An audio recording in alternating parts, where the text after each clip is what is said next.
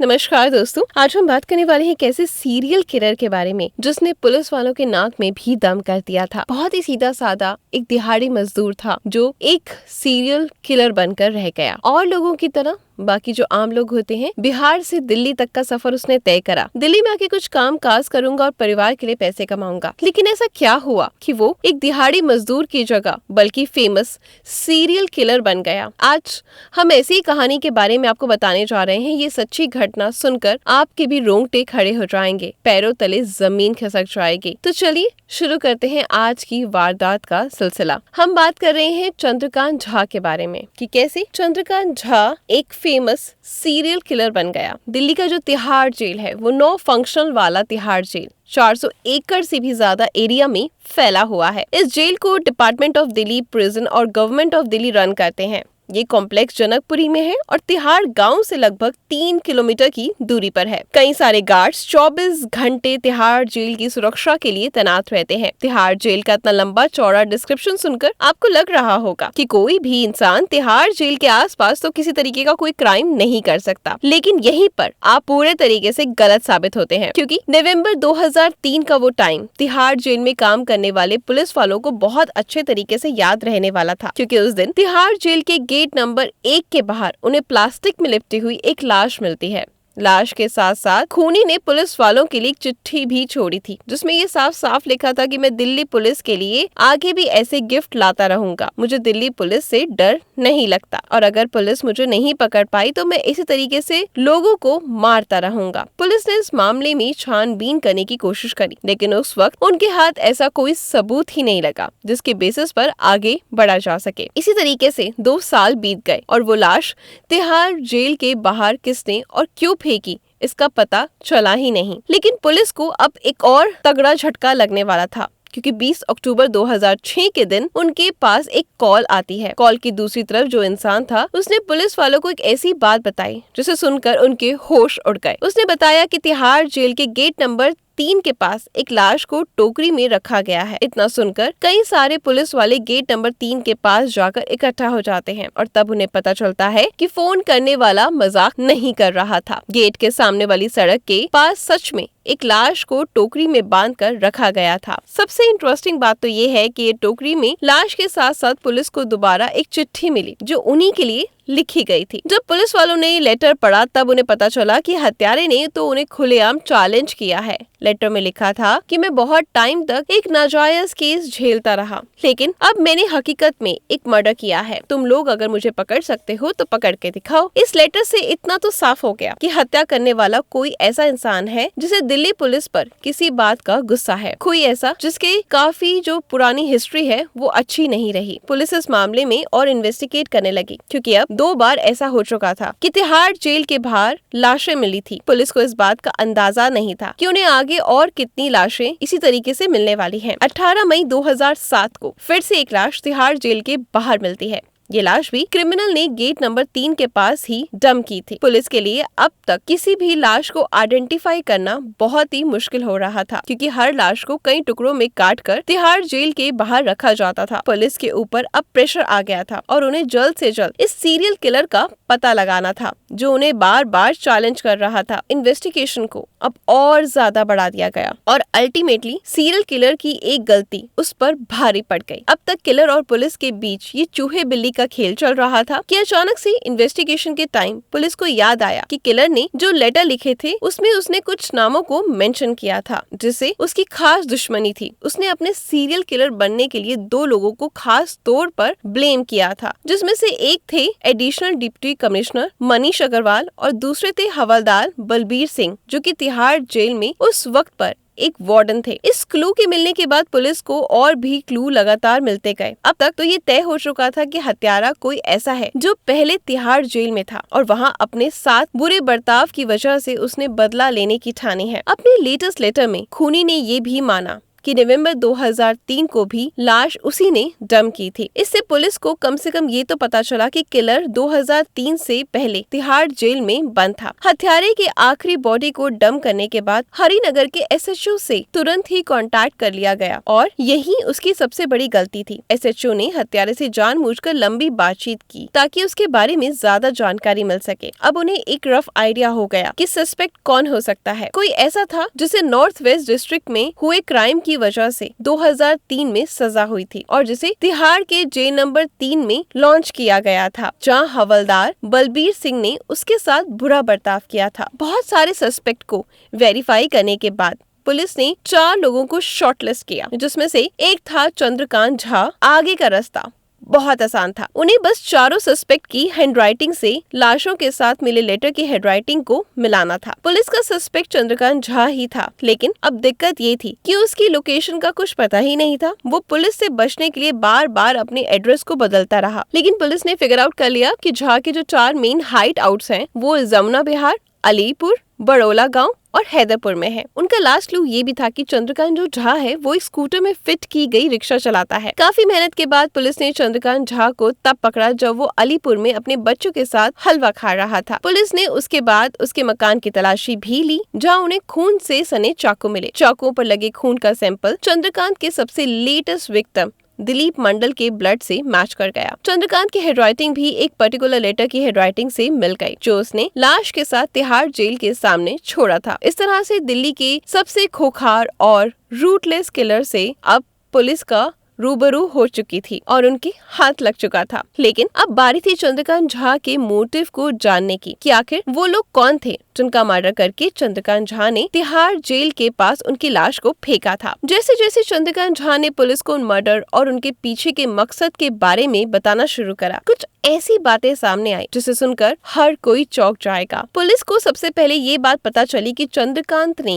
सिर्फ 3 मर्डर नहीं किए। 3 लाशें तो सिर्फ तिहाड़ जेल के पास मिली थी, लेकिन उसके अलावा उसने कुछ और लोगों को भी मारा था। इनमें से एक लाश को उसने मुखेलपुर के सीवेज ड्रेन के पास 2003 में फेंका था। उसका एक और शिकार मंगोलपुरी नॉर्थ वेस्ट दिल्ली के पास एक सुलभ शौचालय के सामने मिला था। चंद्रकांत ने एक विक्टिम को भी लाश के टुकड़े कर उन टुकड़ों को दिल्ली के 30 हजारी कोर्ट से लेकर बाकी जगहों में फैलाया था। इन सब में सबसे हैरान कर देने वाली बात ये थी कि ये सभी विक्टिम या तो चंद्रकांत झा के दोस्त थे या फिर उसके साथ काम करने वाले। आखिर चंद्रकांत झा अपने ही साथियों को इस तरह मारकर पुलिस को क्यों दे रहा था? इसके लिए चंद्रकांत झा की बैक स्टोरी को जानना होगा। चंद्रकांत गोसाई गांव की मिडिल क्लास फैमिली से था। उसके पिता राधिकांत झा इरिगेशन डिपार्टमेंट में काम करते थे और माँ चंपा देवी एक स्कूल टीचर थी। आपको ये जानकर हैरानी हो सकती है कि चंद्रकांत झा जैसे सीरियल किलर के 2 भाई CRPF और बिहार स्टेट पुलिस में है। चंद्रकांत की मां अपनी नौकरी की वजह से ज्यादा टाइम घर पर बिता नहीं पाती थी। ये भी बताया जाता है कि उसकी मां काफी स्ट्रिक्ट और गुस्सैल मिजाज की थी, जिस वजह से चंद्रकांत को बचपन में प्यार नहीं मिला। पढ़ाई में भी चंद्रकांत का कोई खास इंटरेस्ट नहीं था, जिसकी वजह से वो 8वीं क्लास से ही ड्रॉप लेकर दिल्ली में सब्जी बेचने आ गया। चंद्रकांत दिल्ली की आजादपुर मंडी में सब्जी बेचने का काम करने लगा। वो शुरू से ही गलत बातों को बिल्कुल भी बर्दाश्त नहीं करता था, फिर चाहे वो गलत कितनी भी छोटी चीज हो या फिर बड़ी। सब्जी मंडी में उनका एक पंडित नाम का सुपरवाइजर उनसे दुकान लगाने के लिए काफी भारी पैसा लेता था। चंद्रकांत को ये बात बिल्कुल पसंद नहीं थी और एक दिन उसके पंडित के साथ झड़प हो गई। दोनों का झगड़ा इतना बढ़ गया कि चंद्रकांत ने एक तेज धारदार वाले चाकू से पंडित का हाथ काट दिया। घबराया हुआ पंडित सीधे पुलिस के पास गया और चंद्रकांत के खिलाफ कंप्लेन दर्ज करवाई। इस वजह से चंद्रकांत को अगले 3 साल जेल में काटने पड़े। यही वो टाइम था जब चंद्रकांत का सामना हुआ हवलदार बलबीर सिंह से, जिसने उसे कुछ ज्यादा ही टॉर्चर किया। बलबीर सिंह अक्सर बाकी कैदियों के सामने चंद्रकांत के सारे कपड़े उतरवा देता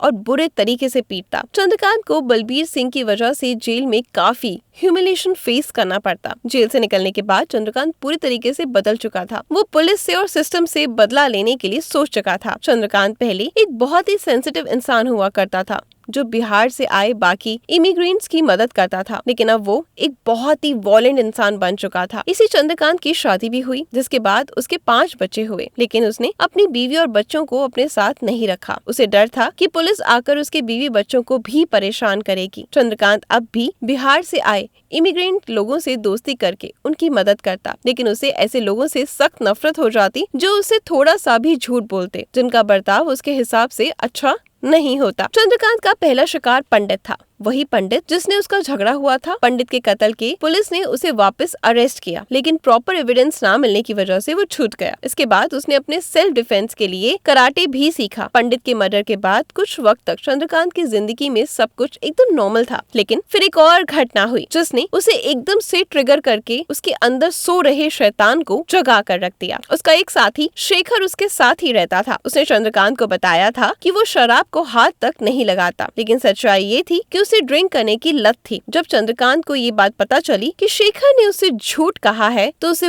बहुत गुस्सा आया और उसने सीधे जाकर शेखर से बात करी। शेखर को उस वक्त तक चंद्रकांत का गुस्सा मजाक लग रहा था। चंद्रकांत ने उससे कहा वो उसे झूठ बोलने की सजा देगा। शेखर ने इस बात को बिल्कुल भी सीरियस नहीं लिया। उसे हैरानी हो रही थी कि चंद्रकांत इतनी छोटी सी बात पर इतना बड़ा इशू क्यों बना रहा है। उसने उसे मजाक में चंद्रकांत से कह दिया, तुम मुझे जो चाहो सजा दे सकते हो। उसे नहीं पता था कि उसका मजाक उस पर इतना भारी पड़ जाएगा। उसी दिन चंद्रकांत ने शेखर का गला घोंटकर उसकी हत्या कर दी और जब उसने शेखर की लाश को देखा तब उसे बिल्कुल भी गिल्ट नहीं हुआ। उल्टा उसे ये हत्या एक वर्क ऑफ आर्ट लगी। उसने अपने पॉइंट एंड शूट कैमरे से शेखर की लाश की फोटो भी ली। इसके बाद उसने बॉडी को सीवेज ट्रेन में ले जाकर फेंक दिया। ये चंद्र का दूसरा मर्डर था। तीसरा खून उसने किया था उमेश नाम के इंसान का, जिसकी नौकरी उसी ने लगवाई थी और वो बस उमेश की इसी बात पर झूठ बोलने की किसी वजह से बुरे तरीके से ट्रिगर हो गया, उसकी हत्या कर दी। इसके बाद चंद्रकांत एक स्टेप और आगे गया और उसने उमेश को मारने के बाद उसके लाश के टुकड़े करे। उमेश की लाश थी जिसने उसने सबसे पहले तिहाड़ जेल के गेट नंबर 1 के पास चिट्ठी के साथ छोड़ा था। उसके बाद चंद्रकांत 2 साल तक एकदम शांत रहा, लेकिन फिर 2005 में उसने गुड्डू नाम के एक इंसान की हत्या करी। वो भी सिर्फ इसलिए करी क्योंकि उसे गुड्डू का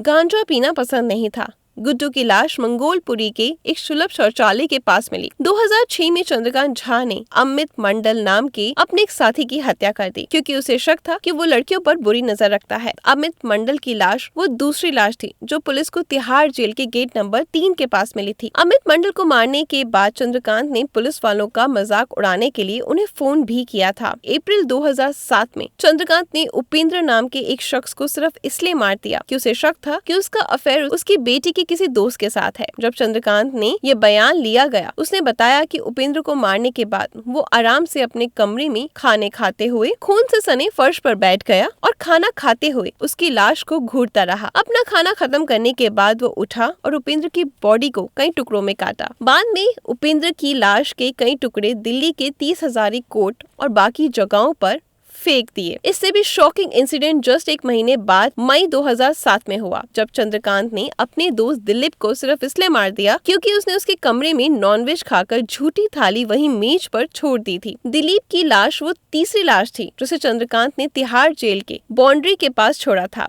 ये सिर्फ वो हैं जिनके बारे में पब्लिक डोमेन में इंफॉर्मेशन है। चंद्रकांत के गांव वालों के हिसाब से तो उसने और भी कई सारे खून किए हैं। गोसाई गांव जहां चंद्रकांत का बचपन बीता था, वहां के लोग आज भी उसके खौफ में जीते हैं। चंद्रकांत के केस में सबसे खास बात ये है कि किसी भी मर्डर की वजह बहुत बड़ी नहीं थी। उसने बहुत ही छोटी छोटी बातों के लिए अपने दोस्तों का खून कर दिया। ऐसी बातें जिन्हें हमारे आपके लिए नॉर्मल है, जिसे हम लोग इग्नोर कर देते हैं। आगे बढ़कर चंद्रकांत ने अपने एक कमरे वाले मामूली से घर में इतनी भयानक हत्याएं की, उनकी लाश की फोटो ली और उन्हें मारने के बाद वहीं बैठकर खाना भी खाया। ये सारी साइकोपैथिक टेंडेंसी है और इससे यही पता चलता है कि वो कितना वॉयलेंट है और मेंटली सिक इंसान है। चंद्रकांत ने किन किन लोगों का खून किया इसका पता तो फिर भी बहुत सारे लोगों को है, लेकिन उसके हाथों से बचने वाले लोगों की बहुत कम बात की जाती है। इन्हीं बचने वालों में से एक था जादव, जिसकी चंद्रकांत से अच्छी जान पहचान थी। चंद्रकांत एक दिन जादव को अपने घर बुलाता है।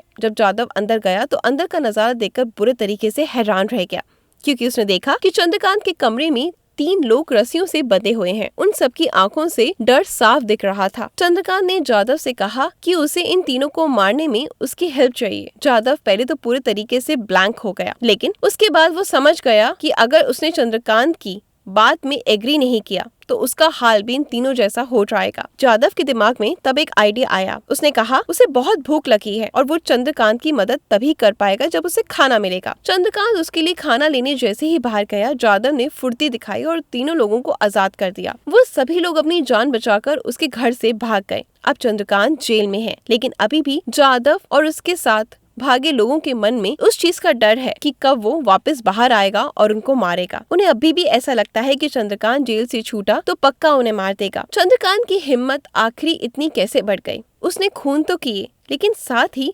जस्टिस सिस्टम को भी एक तरीके से खुला चैलेंज दिया। इसमें थोड़ा कंट्रीब्यूशन हमारे जस्टिस सिस्टम का भी है। चंद्रकांत झा को लगता है कि पुलिस डिपार्टमेंट बहुत ही नकारा है और उसे पकड़ नहीं सकता, जिसकी वजह से वो काफी ओवर कॉन्फिडेंस हो गया। जब कोर्ट में उसका ट्रायल हुआ तब पुलिस की एक बड़ी गलती की वजह से उसे जमानत मिल गई। गलती ये थी कि पुलिस जब लाश के पास लेटर मिला तो उसे सील बंद नहीं किया गया और वो लेटर बस एक पुलिस वाले के हाथ से दूसरे पुलिस वाले के हाथ में घूम रहा था। उन्होंने वो लेटर फॉरेंसिक डिपार्टमेंट में ऐसे ही नहीं भेजा। यहाँ तक कि चंद्रकांत झा के खिलाफ 7 लोगों के खून की जो चार्जशीट फाइल की गई थी उसमें भी लेटर का कहीं कोई मेंशन नहीं था। इस वजह से कोर्ट ने चंद्रकांत को जमानत दे दी, लेकिन इस बार पुलिस वाले उसे बचकर जाने देने के मूड में नहीं थे। फिर उन्होंने एक बार फिर से आखिरी विक्टिम दिलीप मंडल के ब्लड सैंपल के बेसिस पर वापस से अर्जी डाली। अदालत को भी ये एविडेंस काफी ठोस लगा और उन्हें चंद्रकांत की जमानत को खारिज करके 7 मर्डर का उसके ऊपर मुकदमा चलाया। 5 फरवरी 2013 को लोकल कोर्ट ने चंद्रकांत झा को फांसी और उम्र कैद की सजा सुनाई, लेकिन बाद में ये मामला ऊपरी अदालत में पहुंचा